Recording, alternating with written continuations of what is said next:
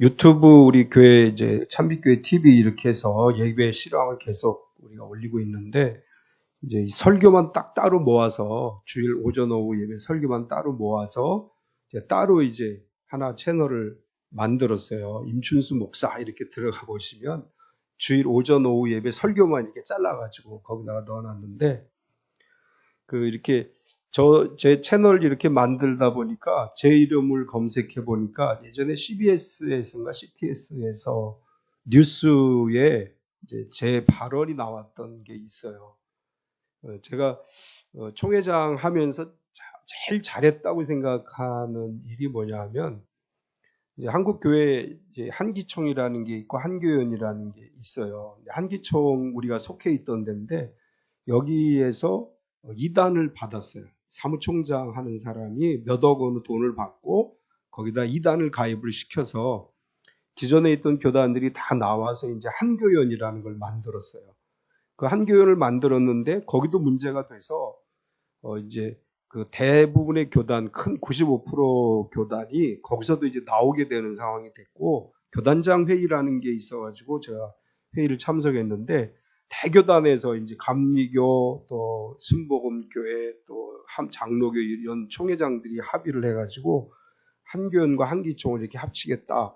근데 회의를 갔는데 느닷없이 회의가 그렇게 가고 있어요. 근데 그 일을 하는 사람들을 제가 다 총무 때 알던 사람들이라 저걸 그냥 두면 큰일 나겠다. 그 사람들의 성향을 제가 알고 그래서 다 이제 찬성하는 분위기로 가는데 제일 조그만 교단이죠. 우리 교단이. 그래서 제가 일어서서 발언을 했어요. 근데 그 발언이 이제 뉴스에 나온 게 아직도 이렇게 동영상으로 떠 있어요. 제가 그때 반대해서 그게 무산이 됐어요. 한교총과 한교연이 합치겠다고 하는 걸 무산시키고 저하고 이제 통합 측의 이홍정 총무라고 지금 NCC 총무 하시는 분인데 두 사람이 반대해가지고 그게 이제 무산이 됐어요. 그리고 한교총이라는 걸 새로 만들었죠. 지금도 제가 그때 참 잘했다고 생각하는 게 만약 그때 반대하지 않고 그냥 묵인했으면 지금 한국교회는 굉장히 혼란에 빠졌을 거예요. 전체적으로. 근데 어쨌거나 제일 작은 교단의 제가 총회장이었었는데 대교단의 총회장들이 추진하는 일을 막았어요. 그래서 한국교회를 이제 새로운 방향으로 한교총이라는 새로운 방향으로 가는데 어쨌거나 제가 역할을 했어요. 그래서 제 이름을 쳐보니까 그 뉴스가 이렇게 딱 나와요. 한번 보세요. 그냥 제 발언하면 잠깐 나왔는데 내가 나중에 정말 잘한 일이 있다면 뭘까라고 생각할 때 제일 잘한 일은 그거라고 생각해. 한국교회가 혼란에 빠질 수도 있었는데 미약하나마 그런 일을 했다고 하는 게 나름대로 좀 자부심을 갖게 됐습니다. 혹시 설교만 짧게 보시려면 유튜브를 전체 다 보면 시간이 많이 걸리고 막 돌리고 보면 되긴 하는데 그냥 오전 오후 예배 설교만 한 30분 40분 정도 되는 거 그거만 딱 보기를 원하시는 분은 제 이름 치시면 돼요. 임춘수 목사 하고 들어오시면 지금 한 8개 정도 제가 올려놨는데 보시면 됩니다. 우리가 살아가면서 말을 어떻게 하느냐 참 중요하죠. 어떤 분이 이제 카스에다 올려놓은 글인데 이렇게 올려놨어요. 어느 모임에서 오랜만에 고향 선배를 만나게 되어 반가운 마음에 기분 좋은 인사말을 건넸다. 선배님 오랜만입니다. 정말 좋아 보이십니다. 그런데 선배의 인사말이 내 가슴을 휘어팠다. 야, 정말 오랜만이다. 근데 너 늙어 보인다. 허허, 그래요? 라고 말을 넘겼지만 나의 기분을 망치는데 딱 1초 걸렸다. 당연히 그 만남이 그 선배와의 마지막 만남이 되었다. 말 한마디의 중요성을 배운 소중한 기회였다. 그 즈음에 가까운 친구로부터 보험 가입 추천을 받고 보험 설계사를 만나게 되었다. 한 커피숍에서 만나 인사를 나누었다. 내 인사말을 받자마자 그는 이런 말로 내 마음의 문을 열었다. 선생님, 목소리가 참 고우시네요. 꼭 가야금을 타는 듯한 음성이십니다. 듣도 보도 못한 칭찬, 순식간에 파한대소하게 되었다. 얼굴이 열리니 마음도 호주머니도 열렸다. 기분 좋게 계약을 마치고 어떻게 그렇게 최고의 실적을 올릴 수 있냐고 물었더니 그는 손가락 3개를 펴 보이면서 대답하기를 333이지요. 누구를 만나든 3분 이내에 3가지 칭찬을 하고 3번 맞장구 치면서 집중하고 들어줍니다. 라는 것이었다. 단순하지만 참으로 경이로운 방법이라는 생각이 들었다. 세상에 거저되는 일은 없질 않은가. 말 한마디에 더 만나고 싶은 사람과 더는 만나고 싶지 않은 사람이 명확하게 갈리질 않는가. 우리 모두 말 한마디로 천냥빛을 갚는다는 교훈을 되새기며 더 만나고 싶은 사람으로 살아갑시다. 333이래요. 3분 이내에 3가지 칭찬을 해주고 3번 맞장구를 쳐주고 그러면 사람의 마음을 열 수가 있다. 굉장히 의미 있는 이야기죠. 지난주에는 우리가 주님 앞에 섰을 때, 마지막 때 주님 앞에 섰을 때 우리가 해야 될 일을 했습니다. 라고 이야기해야 된다. 그런 이야기를 나눴습니다. 오늘은 예수님께서 예루살렘으로 올라가시던 중에 10명의 한센시 병에 걸린 사람들을 만나게 되고 그 사람들이 예수님에게 우리를 불쌍히 여기소서라고 외치자 예수님께서 제사장들에게 가서 너희 몸을 보이라고 했는데 한센시 병에 걸린 사람들은 제사장에게 가는 도중에 고침을 받았다. 이제 이런 이야기를 기록합니다. 10명이 고침을 받았지만 그 중에 한 명의 사마리아 사람만이 예수님께로 돌아와서 하나님께 영광을 돌리고 그 발 앞에 엎드려 감사를 드렸다. 예수님은 그 사람을 향해서 일어나 가라. 내 믿음이 너를 구원하였느니라. 이렇게 말씀하셨다. 이제 이런 이야기가 오늘 본문의 이야기죠. 오늘 이 이야기를 중심으로 내 믿음이 너를 구원하였다라는 제목으로 은혜를 나누려고 하는데 오늘 말씀에서 우리가 먼저 발견을 할 수 있는 것은 첫 번째로 우리를 불쌍히 여기소서라고 외치는 한센시 병에 걸린 사람들의 이야기입니다. 오늘 이 본문의 이야기는 마태, 마가, 요한복음에는 기록되어져 있지 않고 누가복음에만 기록되어져 있는 이야기입니다. 오늘 본문의 한센시 병을 고치신 이 사건은 예수님의 공생의 사역을 마치기 위한 마지막 사역 기간 동안에 예루살렘으로 가시기 전에 유대 지역에서 하신 첫 번째 사역입니다. 누가복음 14장에서부터 17장 10절까지는 베레아 지역, 여기서 베레아는 사도행전에 나오는 베레아하고는 다른 지역입니다. 이제 한 유대 이스라엘 가나안 땅 일부의 베레아 지역을 얘기하는 것이고 주로 거기에서 사역을 한 이야기를 기록하고 있고 오늘 17장 11절에서 19장 27절까지는 유대 지역, 이제 이스라엘 땅을 이렇게 나눌 때 갈릴리, 베레아, 유대, 이렇게 사마리아 이렇게 나누게 되는데 그 중에서 유대 땅에 다니시다가 예루살렘으로 들어가기 전에 어떤 사역을 했는지를 기록하고 있습니다. 그러다가 이제 예수님께서 19장 27절 이하 28절부터는 예루살렘 입성하시고 죽으시는 이야기, 부활하시는 이야기를 기록하고 있는데 예수님께서 공생의 마지막 사역을 위해 유대에 가셨을 때 10명의 한센시 병에 걸린 사람들을 고치시게 됩니다.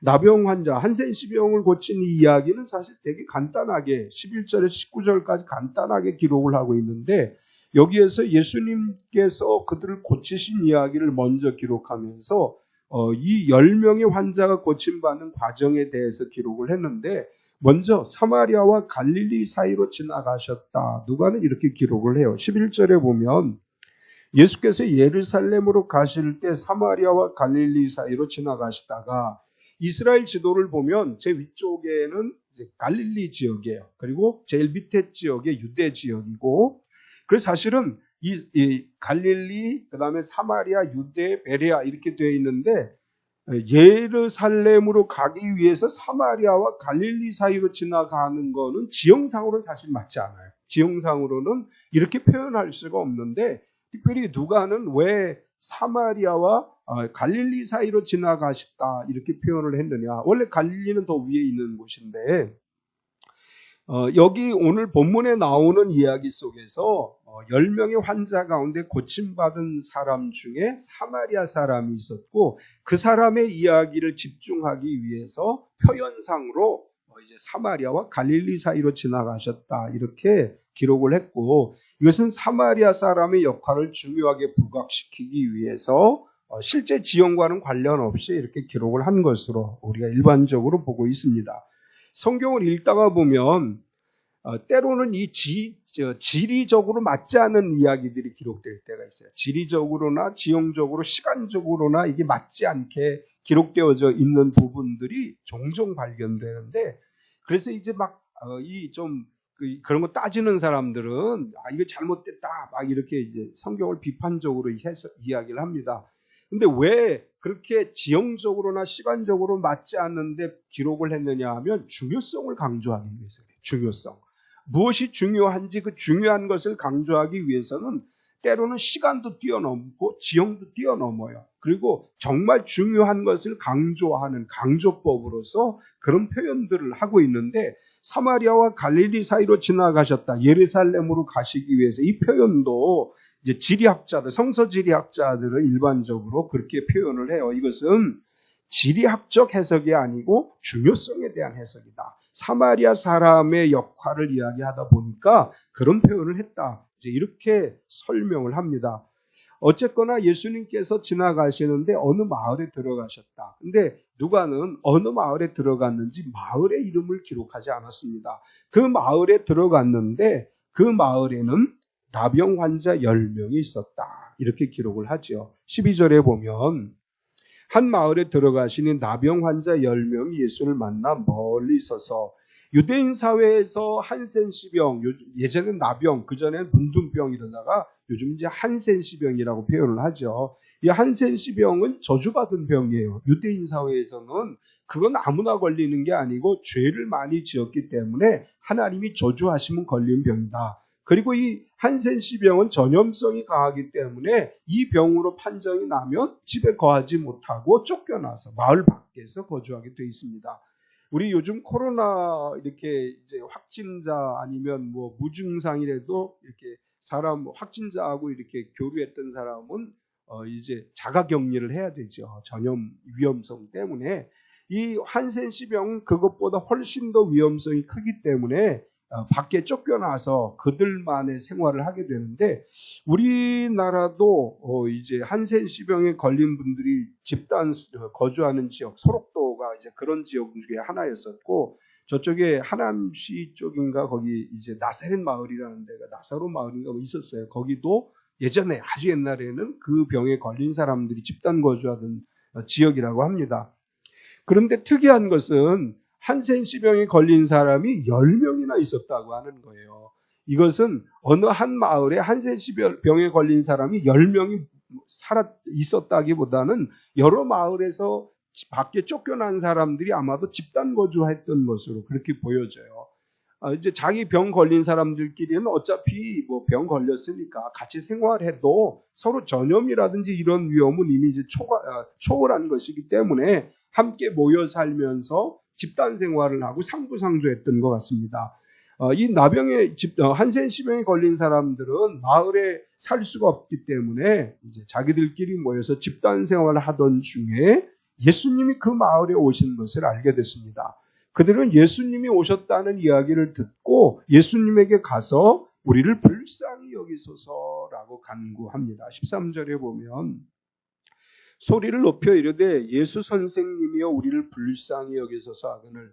한센시병에 걸린 사람들은 상황이 좀 다를 수는 있지만 이 질병에 관해서 이야기할 때 이렇게 막 짓무르고 얼굴이나 손, 발 이런 것들이 이제 이렇게 없어진다 그러죠. 그래서 말하는 것도 사실은 쉽지 않다 그래요. 이 병이 좀 깊어진 사람들, 초기에는 말하는 게 별로 문제가 안 되는데 얼굴도 이렇게 찌그러지게 되고 입술도 변형이 되고, 그래서 말하는 것조차도 사실은 그렇게 쉽지 않고 특별히 큰 소리를 내서 이야기하는 건 더 어렵다 그래요. 그런데 여기 보면 소리를 높여 예수 선생님이여 우리를 불쌍히 여기소서라고 외쳤다.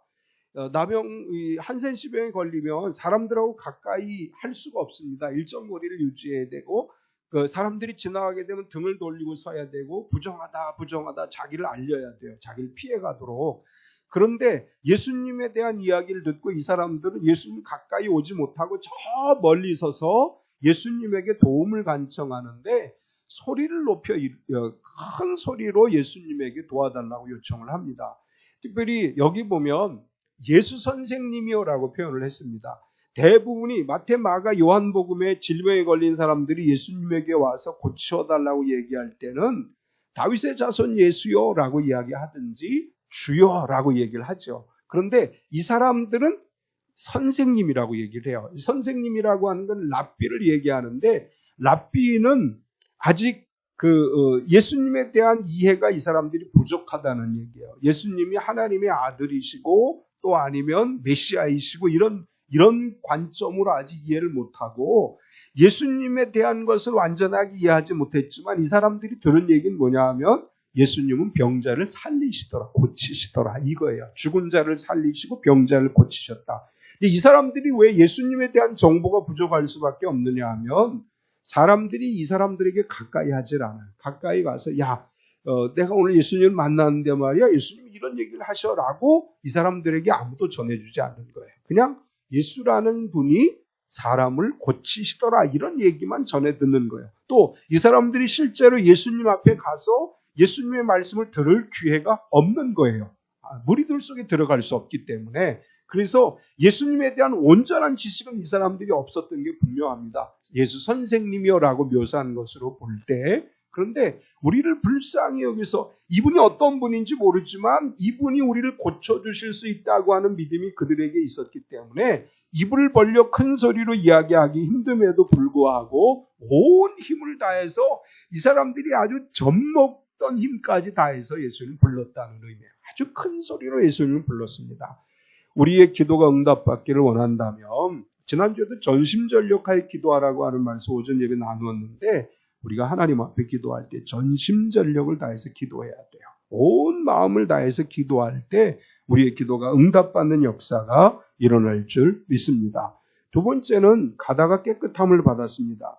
10명의 한센시병 환자들이 예수님 계신 곳에 와서 사력을 다해서 예수 선생님이여 우리를 불쌍히 여겨 주옵소서라고 외쳤을 때 예수님께서는 가서 제사장들에게 너희 몸을 보이라 이렇게 말씀을 해요. 14절에 보면 보시고 이르시되 가서 제사장들에게 너희 몸을 보이라 하셨더니 그들이 가다가 깨끗함을 받은지라.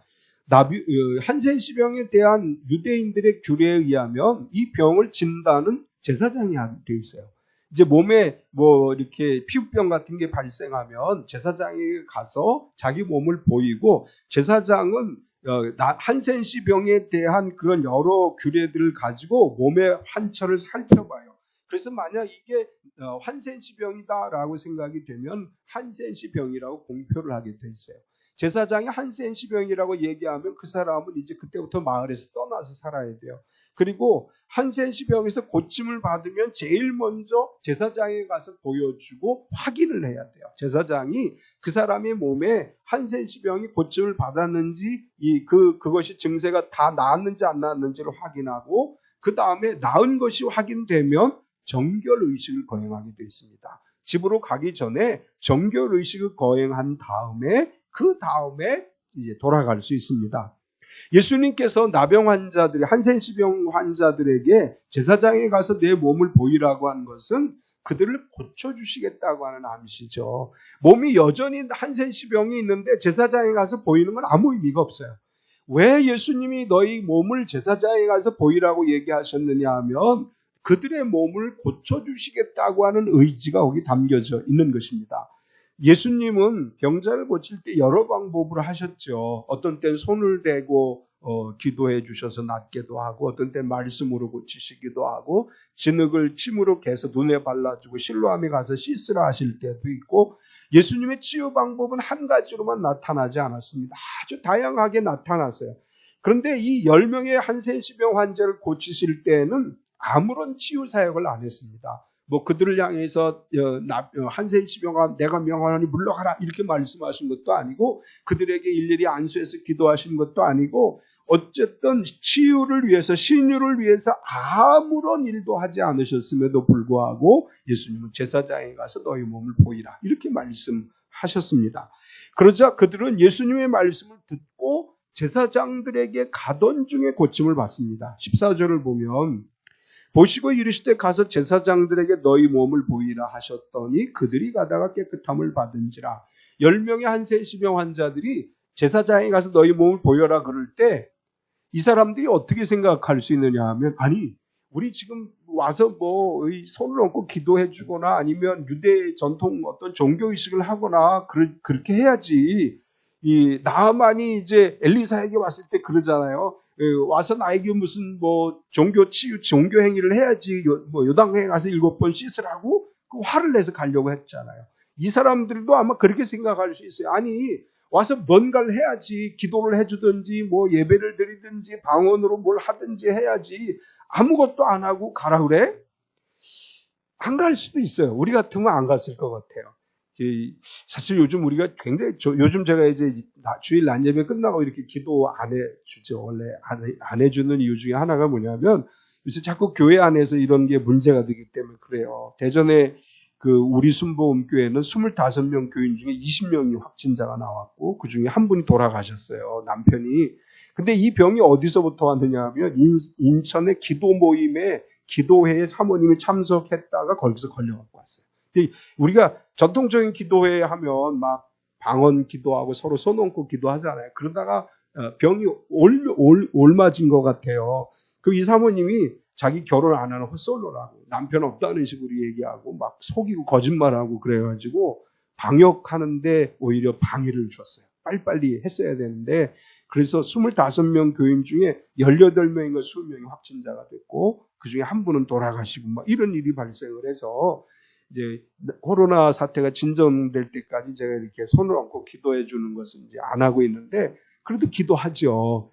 우리가 손을 얹고 기도해도 고침을 받을 수 있고, 마음으로 기도해도 고침을 받을 수 있고, 하나님은 능력의 하나님이시기 때문에 어떤 방법을 하더라도 고침을 받을 수 있습니다. 이 사람들은 예수님이 자신들에게 아무 일도 안 했지만 믿고 간 거예요. 몸을 보여주라고 할 때는 뭐가 전제되어지는 거냐? 치유가 전제되는 거죠. 그러니까 예수님이 가라고 했어. 가자. 믿음을 갖고 그 사람들이 갔습니다. 놀라운 것은 믿음으로 순종하고 갔더니 가던 중에 나왔다는 거예요. 사실 제사장에 갈 때까지 안 나오면 가는 게 아무 의미가 없어요. 가봤자 제사장이 그래 니네 몸 더 안 좋아졌는데 빨리 가. 가까이 오지 마. 이럴 수도 있어요. 이 사람들은 의심하지 않고 믿음을 가지고 갔더니 가는 도중에 고침을 받았습니다. 오늘 우리에게 이 믿음이 필요하죠. 우리가 말씀을 듣는 건 참 잘하죠. 듣는 건 참 잘하는데 안 믿어요. 듣고 믿어야 돼요. 듣고 순종해야 돼요. 듣고 믿음으로 나아갈 때 가는 중에 이 환자들이 고침받은 것처럼 우리가 믿고 나아갈 때 하나님의 기적이 일어날 줄로 믿습니다. 세 번째는 내 믿음이 너를 구원하였다. 10명의 나병 환자, 환센시병 환자들이 제사장에 가는 도중에 다 고침을 받았습니다. 그들은 모두 예수님의 은혜로 고침을 받았는데, 그런데 문제는 뭐냐? 사마리아 사람만 돌아왔습니다. 15절에서 16절까지를 보면 그 중에 한 사람이 자기가 나은 것을 보고 큰 소리로 하나님께 영광을 돌리며 돌아와 예수의 발 아래 엎드려 감사하니 그는 사마리아 사람이라. 10명이 똑같이 고침을 받았는데 자기 병이 고침을 받은 것을 확인하고 나서 9명은 각기 자기 길로 갔고 사마리아 사람 하나만 예수님에게로 돌아왔습니다. 여기서 우리가 생각해 봐야 될 건 9명은 어디로 갔을까라는 것이에요. 이제 누가는 이 사람들이 어디로 갔는지 기록 안 했어요. 어디로 갔을까요? 집으로 갔겠죠. 얼마나 집에 가고 싶었겠어요. 이렇게 우리가 군대 가도 군대 가면 제일 먼저 생각나는 게 집에 가고 싶은 건데, 이 동네 밖에서 쫓겨나서 가족을 만나지도 못하고 가족들하고 이렇게 온전히 이렇게 대화도 하지, 사람들하고 대화도 못하고 그렇게 버려진 삶을 살던 사람들에게 있어서 고침을 받고 집으로 간다는 건 얼마나 큰 희망이고 축복이겠습니까?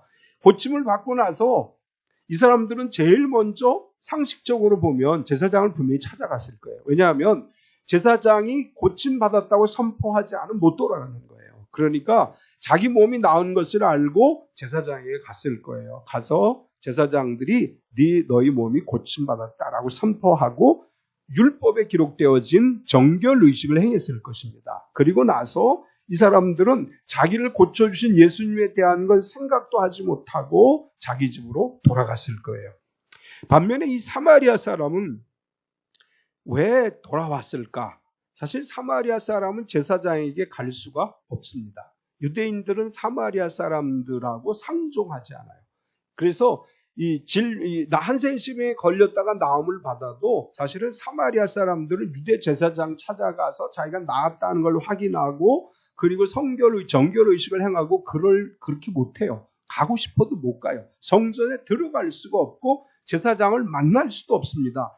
그러니까 이 사람은 가다가 고침을 받자 자기 몸이 고침받은 걸 아는 즉시 예수님에게 돌아오는 거예요. 와서 예수님에게 이제 와서 감사를 드리고 그리고 이제 하나님의 영광을 드러내죠. 그래서 예수님은 이렇게 얘기를 하셔요. 이 이방인 외에는 하나님께 영광을 돌리러 온 자가 없느냐. 17절 18절을 보면 예수께서 대답하여 이르시되 10사람이 다 깨끗함을 받지 아니하였느냐. 그 9은 어디 있느냐. 이 이방인 외에는 하나님께 영광을 돌리러 돌아온 자가 없느냐 하시고 10명은 다 분명히 고침을 받았는데 고침받은 것에 대해 감사하고 예수님께 찾아온 사람은 사마리아 사람 한 사람이었다. 나머지 9사람은 고침을 받은 것에 감격해서 자기 집으로 돌아갔습니다. 아마도 우리도 그럴 것 같아요. 고침받으면 너무 좋아서 병원에 내가 어디 아팠다고 진단을 받았는데 병원 의사가 다 낫네요. 그러면 어떡하겠어요. 교회로 와서 하나님 감사합니다. 이렇게 하기보다 먼저 집에 가겠죠. 가서 가족들에게 야 내가 다 나았대. 막 그렇게 했을 것 같아요. 여기 9명도 너무나 기쁜 나머지 감사해야 될 걸 잊어버린 거예요. 감사해야 될 거 완전히 잊어버리고 집으로 달려가서 가족들에게 야 내가 다 고침받았어. 그리고 가족들에게 그 소식을 전했겠죠. 예수님께서는 그들이 그럴 것이다라는 걸 다 이해하셨어요. 근데 왜 이 이방인 외에는 하나님께 영광을 돌리러 온 자가 없느냐 이렇게 말씀하셨느냐 하면 감사해야 될 일에 감사할 줄 알아야 된다. 이 말씀을 하시는 거예요. 우리가 감사해야 될 일을 잊고 살아갈 때가 너무 많죠. 감사해야 되는데 그걸 가지고 하나님 앞에 감사하기보다는 하나님께 감사하는 것보다 내가 더 필요한 것을 따라가는 것이 더 많죠. 받은 은혜에 감사하며 살아가면 더 큰 복이 임할 줄 믿습니다. 나병 고침받는 건 현대사회에서도 불가능해요. 그러니까 현대의학이 발달해도 나병에 한센십병에 걸린 사람을 고친다는 건 그 상태에서 멈추게 하는 거예요. 원상 회복은 안 돼요. 지금 현대의학에서 예수님께서 이 한센십병을 고치셨다는 것은 걸리기 전의 모습으로 회복시켜 주셨음을 의미하는 거예요. 우리 현대의학처럼 지금 더 이상 진전되지 않고 더 이상 병균이 몸에 없고 그렇게 낫는 게 아니고 처음 그가 한센십병에 걸리기 전의 모습처럼 예수님께서 회복시켜 주셨음을 의미합니다. 그럼에도 불구하고 예수님께 감사하기보다 자기 삶을 더 중요하게 여겼다는 것을 이야기하는 것이고 사마리아 사람은 제사장에 갈 수도 없고 이 자기 고침받은 것에 대해 너무나 감사한데 그것을 어떻게 표현할 수 없기 때문에 예수님 발 앞에 무릎 꿇어 엎드려 감사하고 하나님께 영광을 돌립니다. 유대인들은 선민사상에 빠져 있는 반면에 사마리아 사람은 이방인인 자신을 유대인인 예수님께서 고쳐주심에 감사해서 와서 감사하고 하나님께 영광을 돌리는 것을 보게 되는데 이것은 우리에게 선민사상에 빠지지 말라고 하는 경고를 주시는 거죠. 우리는 나는 구원받은 성도야 라고 하는 잘못된 선민의식을 가지고 세상 사람들과 나는 달라 구원받지 못한 저 사람들은 죽어서 지옥 갈 사람들이고 나는 천국 갈 사람들이야. 이런 선민의식에 빠져서 하나님 앞에 감사하고 하나님께 영광 돌리기보다는 나는 특별한 사람이라고 하는 의식 속에 갇혀서 정말 감사할 일들에 감사하지 못하고 살아가는 것은 아닌가. 우리에게 이렇게 질문하시는 거예요. 이 이방인 외에는 하나님께 영광을 돌리러 온 자가 없느냐. 우리에게 말씀하십니다. 언제나 감사할 줄 아는 믿음이 되고 받은 은혜를 하나님께 감사하는 것이 진정한 믿음이다. 이렇게 말씀하시는 것이고 예수님은 사마리아 사람에게 마지막으로 이렇게 얘기를 하셔요. 가라, 내 믿음이 너를 구원하였다. 19절을 보면 그에게 이르시되 일어나 가라, 내 믿음이 너를 구원하였느니라 하시더라. 사마리아 사람이면서도 자신의 나병이 고침받은 것을 알고 하나님께 영광을 돌리러 예수님 앞에 와 엎드린 이 사람에게 예수님께서는 이렇게 말씀하시는 거예요. 일어나 가라, 내 믿음이 너를 구원하였느니라. 이 사람이 사마리아 사람임에도 불구하고 예수님은 내 믿음이 너를 구원하였다고 말씀을 합니다. 똑같이 고침을 받았습니다. 그런데 예수님께 와서 감사를 드리는 순간, 그리고 하나님께 영광을 돌리는 이 사람에게 예수님께서는 온전한 치유를 선포하시는 거예요. 여기서 구원하였느니라 라는 말은 단순히 질병이 고침받았음을 이야기하는 것뿐만 아니라 그의 영혼이 하나님의 나라 백성으로서 구원받은 하나님의 사람이 되었음을 선포하는 것입니다. 나병에서 고침받은 뿐 아니라 영혼이 구원을 받았고 육체의 삶도 구원을 받았고 하나님이 주시는 복을 누리는 하나님의 자녀가 되었습니다. 오늘 주님께서 우리에게 이렇게 말씀하셔요. 내 믿음이 너를 구원하였다. 우리의 믿음이 인정을 받아서 구원받은 성도가 되고, 그래서 우리가 믿음으로 영혼이 구원을 받고 믿음으로 고침을 받고 믿음으로 하늘의 복을 받는 저와 여러분 되시기를 축원합니다. 참 좋으신 하나님 감사합니다. 오늘도 우리가 주의 전에 나와 또 가정에서 예배에 참여하게 하심을 감사합니다. 10명의 한센시병 환자들이 있었지만 그들이 믿음으로 갈 때 고침을 받았고 그럼에도 불구하고 죽게 돌아오지 않은 9사람을 봅니다. 우리가 그 9사람 되지 않게 하여 주시고 사마리아 사람처럼 주께 감사할 줄 아는 믿음의 사람이 되고 주님 앞에 무릎 꿇을 줄 아는 믿음의 사람이 되게 하여 주시옵소서. 한센시병에 걸린 사람들은 큰 소리 외쳐 주의 도움을 간구하기조차 어려운 상황임에도 불구하고 사력을 다해 죽을 힘을 다해 주님의 도움을 간구했고 그들이 주의 말씀을 듣는 순간 믿음으로 나아갔습니다. 하나님, 우리가 믿음으로 나아가는 사람들 되게 하여 주시옵소서. 말씀을 듣고 의심하는 것이 아니고 말씀을 듣고 은혜 받고 믿음으로 나아가다가 기적을 경험하는 참빛교회 모든 성도가 되게 하여 주시옵소서. 우리의 기도가 하나님 앞에 올려지는 기도가 되고 응답받는 기도가 돼서 한센시병도 고치신 하나님, 사랑하는 성도들 고쳐주시옵소서. 한센시병도 고치신 하나님, 못 고칠 병이 없으신 하나님, 치료하시고 강건케 하셔서 일어나 곧곧 뛰며 하나님을 찬양하며 경배하는 우리 모두가 되게 하여 주시옵소서. 예수님의 이름으로 기도드리옵나이다. 아멘.